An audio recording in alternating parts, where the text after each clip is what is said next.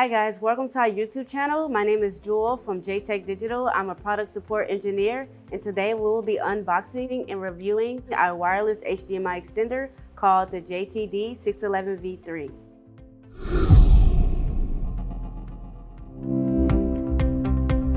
So now we're going to go ahead and show you everything that comes in the box. So first you have your user manual, your transmitter unit, your receiver unit,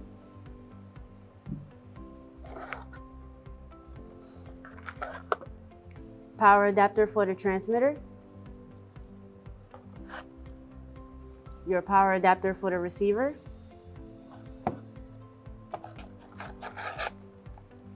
antennas,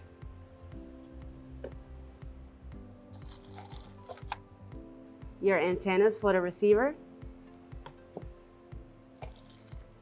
the IR transmitter, and your IR receiver. So before we start, I would like to note that it's good to go ahead and power up your transmitter and receiver first. Wait to get that status light going, and then we can go ahead and connect our HDMI cable. But first, we're going to go ahead and attach our antennas. We're going to attach the antennas to our receivers.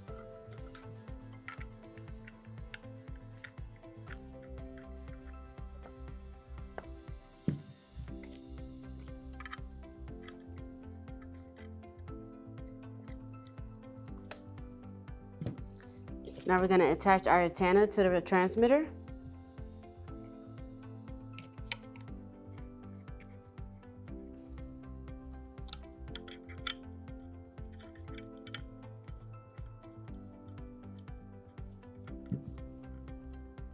Now we want to connect our HDMI to the input of the transmitter.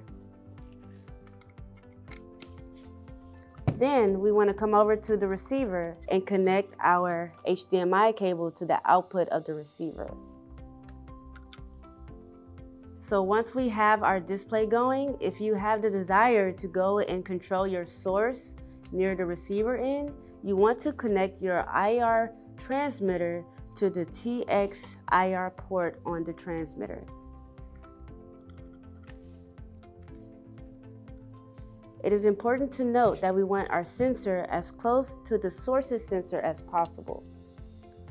On the receiver end, now we want to connect our IR receiver to the receiver unit.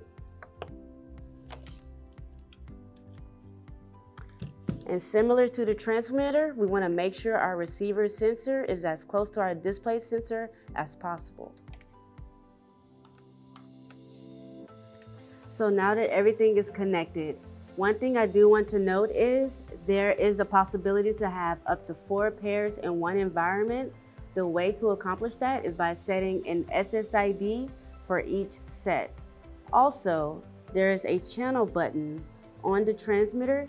If you hold it down for about 3 to 5 seconds, it will cycle through up to 7 different channels. This will allow you to have other wireless devices in the environment along with the wireless extenders. Now that we've gone over that, let's go over some troubleshooting techniques. Let's say your display says still connecting or no signal. The first thing you want to do is disconnect the HDMI cable from your receiver. Then you want to go over to your transmitter source and disconnect the HDMI from the input. The next thing we want to do is take our safety pin and do a hard reset on both units. This can be done by holding down the reset button like so. And we should get a flash from the HDMI light. Now we want to move on to the receiver and do a reset there.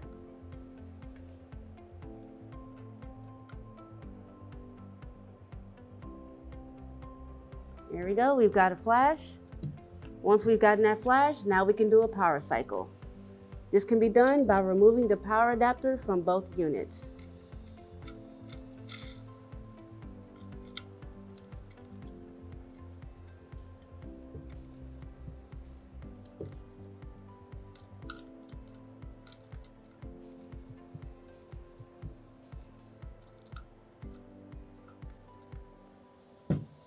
And then we want to wait for a status light to appear on both the transmitter and the receiver. So now that we have the status light again, we can go ahead and connect our source back to the input on the transmitter.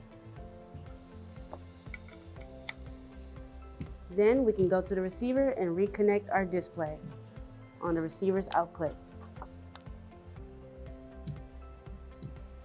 You should see the status light begin to flash and the HDMI light should come on.